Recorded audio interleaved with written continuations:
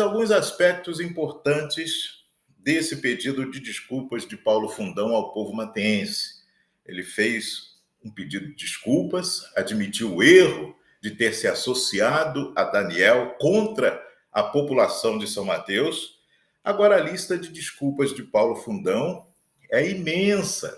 Inclusive, ele vai ter que pedir desculpas colocando lá nas atas da Câmara Municipal e até respondendo na Justiça a algumas situações que já foram judicializadas. Por exemplo, ele deve desculpas ao autor, né, do processo que gerou aí o impeachment, o autor da denúncia que gerou o processo de impeachment, Eliano Ribeiro, Léo Ribeiro. Porque quando da constituição da comissão do impeachment, Paulo Fundão não só integrou o G8, o grupo dos 8 vereadores que livraram Daniel da cassação de mandato, como ele atuou como presidente da Câmara contra a comissão.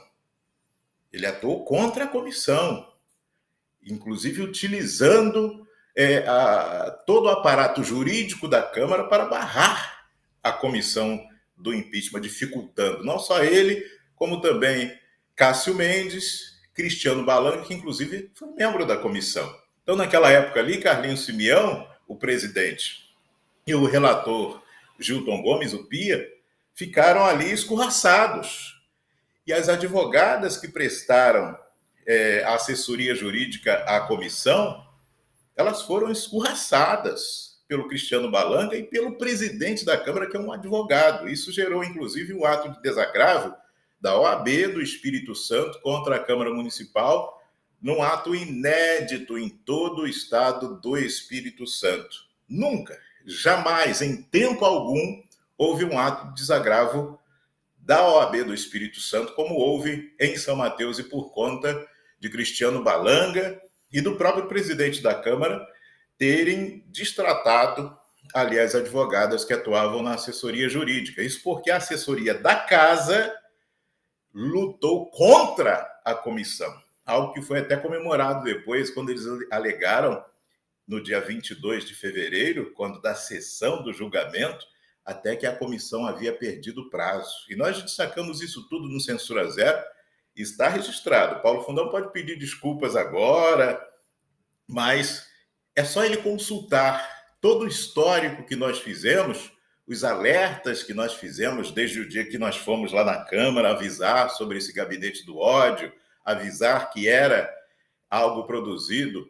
E ele sabia disso, porque foi desde o mandato passado, desde 2018, efetivamente, que Daniel tem essa prática do gabinete do ódio, de fazer as fake news institucionalizadas e de praticar vingança e de perseguir adversários políticos. E por meio desse sistema criminoso, esse gabinete do ódio, com achincalhamento público de autoridades, de cidadãos de São Mateus e da imprensa. E o Censura Zero e o amigo aqui, André Oliveira, na linha de frente desse pessoal. Mas nós não desistimos, porque nós temos a palavra de Deus. Inclusive, o Movimento pelo Futuro de São Mateus tem como mote os princípios e valores cristãos. Daqui a pouquinho nós vamos falar mais sobre isso.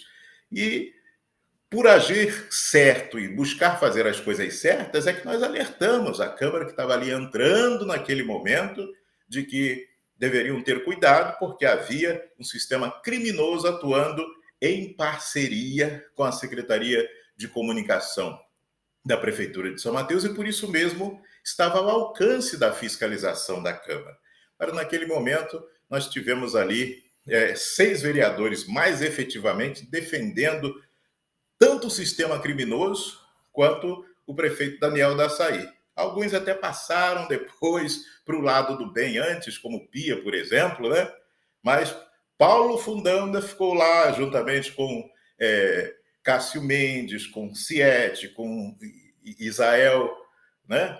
Essa turma toda, o Balanga, né? Isso daí nem se fala, né? Naquela época, a vereadora Preta ainda não estava na Câmara Municipal. Quando nós fomos lá, era o vereador Robertinho de Assis ainda, mas depois ela entrou de cabeça também, apoiando o Daniel e esse gabinete do ódio, inclusive empregando entre os seus assessores a esposa de Diltão de Daniel, Gisa Santin, lá como assessora. Preta fez isso com a anuência do presidente da Câmara, ou seja, recursos públicos financiando a prática de crimes contra a própria sociedade de São Mateus, e seu Paulo Fundão fazendo vistas grossas para tudo isso, e ali, contra a sociedade de São Mateus, agiu durante 2 anos. E ele só fez, inclusive, essa movimentação aí do projeto 055/2022, o projeto do empréstimo, depois que o Censura Zero trouxe a público de que esse projeto, esse famigerado projeto que havia sido já rejeitado na legislatura anterior, estava em tramitação na Câmara.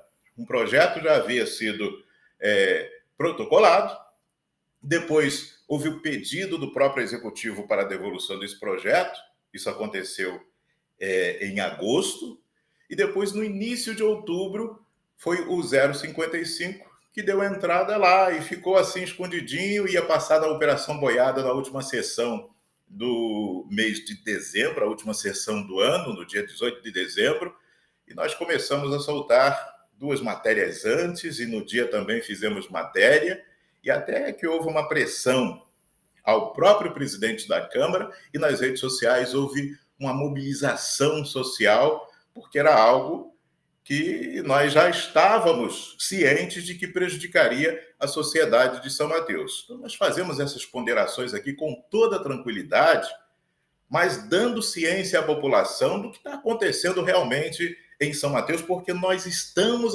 acompanhando tudo isso, acompanhando, sofrendo os danos, retaliações, perseguições, mas estamos fazendo o papel social do jornalismo profissional, cumprindo esse papel social e nas prerrogativas da liberdade de expressão com responsabilidade, é coisa que o gabinete do ódio não tem, e a liberdade de imprensa, que nos garante estarmos aqui sempre trazendo a verdade para você.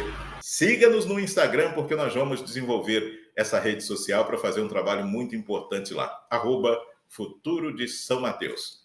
Haja diferente. Quem não reage, rasteja.